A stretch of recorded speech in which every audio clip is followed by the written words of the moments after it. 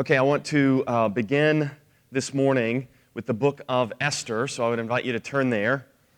And as you do, just a comment on where Esther is, canonically speaking, in the arrangement of the books of the Old Testament, in the disorganized and modern invented order that you find in your Old Testament that has no basis in antiquity. It's just sort of lumped in with the historical books. But in the law, prophets, and writings order, which is the only order that comes down to us from the ancient world, and it's the order that I think the Lord Jesus endorsed, and it's therefore, I think, the order that we ought to assume. In that order, Esther is over in the writings, and what has happened is you've gone from Genesis to the end of Kings in this sort of historical narrative. Then you hit the book of Isaiah, where you enter into prophetic, poetic commentary on the narrative. And it's as though the poetry is now interpreting the narrative for you, and that poetry continues Isaiah, Jeremiah, Ezekiel, the 12, and then you get Job, Psalms, Proverbs, and then you get the book of the Megillot, and those 5 small scrolls. When you hit the book of Esther, you are returning to narrative. You're returning to historical narrative. And then in those last 3 books of the writings, Daniel, Ezra, Nehemiah, and Chronicles, all of those books present you with historical narrative as well. So it's as though you start with historical narrative, and then you get poetic commentary, and then you get a return to historical narrative, and these historical narratives are forward-looking. And I would argue that these historical narratives must be interpreted in canonical context. In other words, you could look at Esther and you could make some assumptions that would lead you to have some questions about her behavior, about what she does. But if you read it in canonical context, what happens is the broader canonical themes and controls and parameters set what happens in Esther in a different light. And that different light, I think, enables you to see how this book continues themes that have been introduced earlier in the Old Testament. Let me say a word, too, about interpreting in canonical context. In my view, you should do this sympathetically. In other words, I think it would be possible to do this in a way that is critical and pejorative of Esther in particular, and Mordecai. I don't think that would be the appropriate response to these books, because I'm not inclined to think that's what the author of the book of Esther would have intended.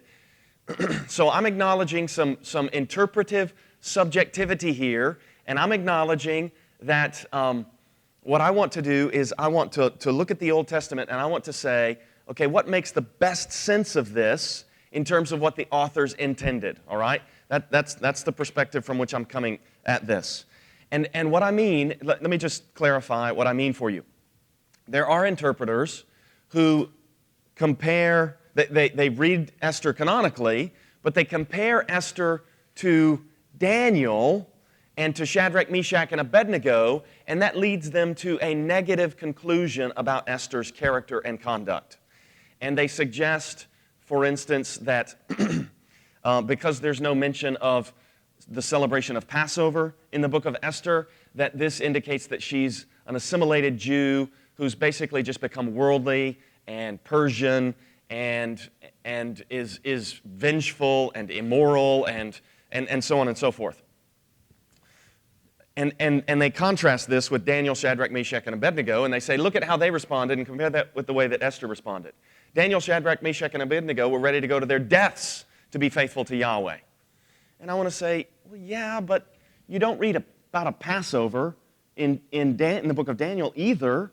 And so what I'm saying here is, I think that's an unsympathetic reading of Esther to suggest that she's a kind of compromised, conformed to the world Jew who has basically been assimilated into the broader Persian culture. I think that's an unsympathetic, negative reading of Esther.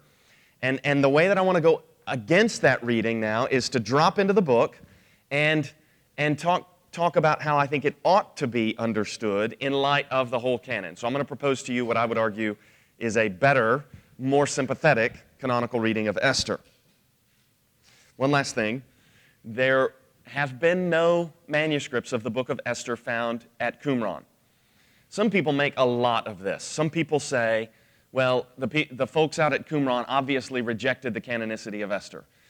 To which I want to say, well, maybe, but we don't know what was destroyed out there in the desert. I mean, the archaeological remains, yes, we've got a lot of copies of Psalms, and we got a lot of copies of Deuteronomy and Isaiah, and some other books are preserved. Okay, fine. And all the other books of the Old Testament except Esther are preserved. But that doesn't mean there were no copies of Esther out there that just maybe happened to get stepped on or destroyed somehow. And it doesn't mean that they necessarily rejected the teaching of Esther. It could have been that the folks at Qumran did reject the Feast of Purim, thought that Esther was immoral because she had married a non-Israelite. Those things could be true, but we don't know. The rest of Jewish tradition embraces Esther, and whenever questions are raised about the book, those questions don't result in the book being excluded.